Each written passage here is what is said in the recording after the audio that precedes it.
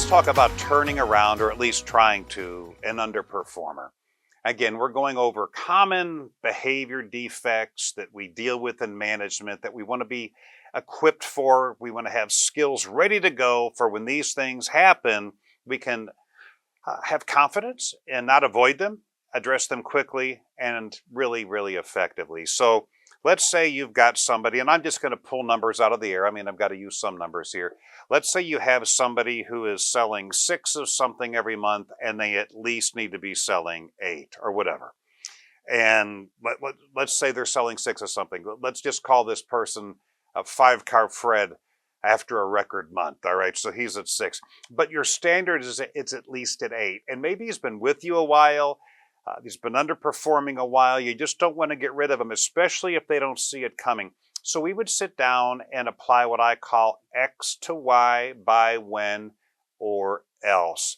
And again, I would basically say, here's the short version. Fred, we've talked before about you're not hitting our standards. And in case I haven't been clear enough in the past, I'm going to fix that today.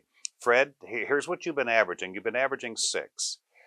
You need to at least be averaging 8 by this period of time. Remember, X to Y by when. You have to put a deadline, 30 days, 60 days, 90 days. You pick the time. I'm just using examples. So here's where you're at. Here's where you need to be. Here's by when you need to be there. We're getting rid of all the gray area now. By the way, Fred, if you're not there by that time, then this is what's going to happen.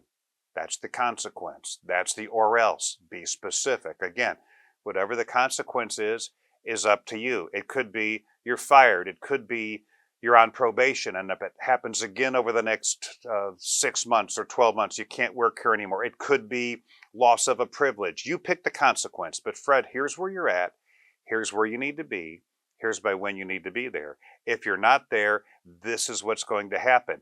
Now, Fred, what you're going to do now is call something called a firm belief. If I didn't think you could be there by that time, I'd be applying this consequence right now. I think you can. I'll help you put a plan together to get there, but my friend, you're going to have to do the work. You are running out of time. You always want to not just call someone out, but call them up. So you want to end it with affirming belief. End it as positively as you can. Now, I've had people say, well, Dave, that's pretty harsh. Here's where you're at. Here's where you got to be. Here's when you got to be there. If you're not there at this period of time, this is what's going to happen. And I think the idea that that's harsh is just evidence of the soft, politically correct culture we live in, to where someone would think being that honest, being that clear would somehow be unfair. Think about it. Does the person in my scenario know where they have to be? Yes or no? Of course they do. So is that fair? Or is that harsh? I think it's fair. I think harsh would be keeping them guessing. Do they know by when they need to be there? Yes. I think we're still on the fair side, aren't we? Do they know what's going to happen if they don't get there? Absolutely. I think that's fair to let them know. I think it's harsh to catch them by surprise and say, surprise, you don't work here anymore. That's what's harsh. Do they also know we still believe in their abilities, that we haven't given up on them? Yes, because we affirm that belief. So I think what would be harsh is not having this conversation, not having the skills or the guts to do your job, and letting them continue to flounder around 6. One day you realize, I'm fed up. You bring them in your office. You say, you know what, Fred, it's just not working out, man. Get your stuff. You're out of here. That would be harsh.